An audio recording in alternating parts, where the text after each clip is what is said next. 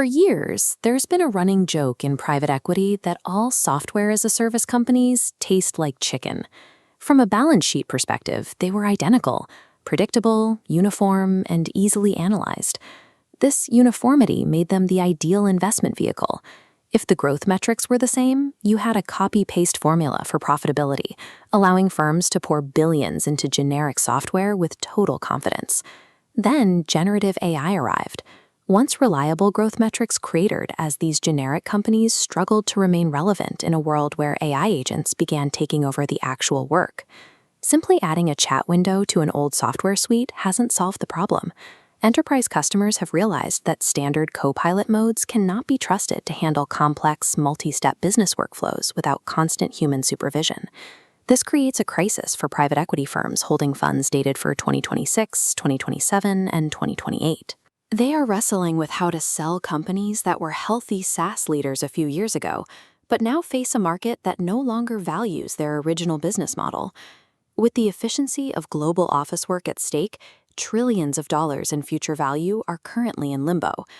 The market is waiting for whoever can bridge the gap between raw intelligence and actual, executed work.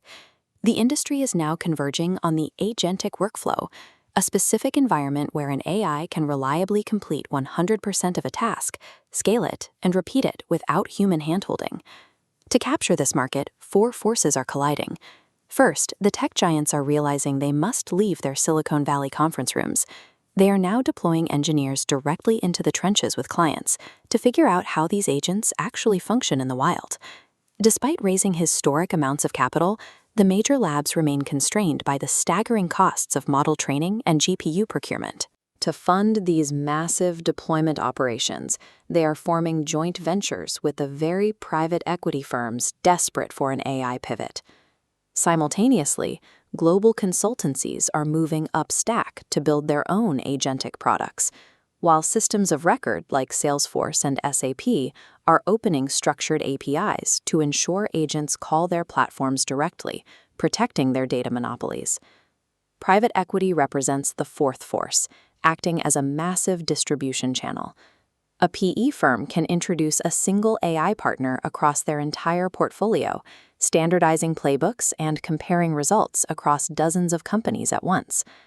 This multi-front war places the ultimate leverage with whichever group controls the final deployment pipeline into the enterprise.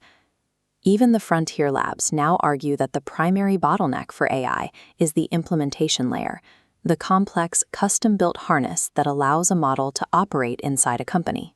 This diagram shows the components of that harness. It begins with workflow design, a defined process where every step has a specific owner, input, and output, rather than just a generic prompt. Then comes data access. The harness must distinguish between a live authoritative record and a 6-month-old PDF. It decides which permissions apply at the row and field level, ensuring the agent doesn't act on stale or unauthorized information. Evals act as the scoring mechanism. These aren't generic intelligence benchmarks, they are strict internal filters that measure whether the agent's output adheres to specific business rules before it ever reaches a customer. Finally, audit trails provide the necessary logging. If an agent commits to a spend or makes an error, an auditor must be able to reconstruct the failure and, more importantly, reverse the action. Without this structural leash, a frontier model remains too unpredictable and opaque for corporate use. The implementation layer is what transforms a smart model into an enterprise-grade tool. The era of software that tastes like chicken has ended. We are moving into a market where disproportionate value is found exclusively in high-stakes, custom implementations. Buyers should be wary of any vendor offering generic answers about the power of the model. If a builder doesn't have specific answers for how their harness handles your data permissions and spending limits, they are likely selling a wrapper with no defensible value. Generic intelligence only becomes valuable when it is tethered to specific business objects, the cases, policies, and entitlements that define real work. Displacing a legacy system requires an agent that deeply understands your existing data layer. It's not about abstract reasoning. It's about having an implementation fabric that can act against your specific business objects in a consistent manner. Deeply embedded workflows like the Bloomberg terminal are not easily displaced. These systems succeed because they are nuanced and integrated into the weeds of a specific industry. something a generic chat project cannot replicate. The implementation war is wide open.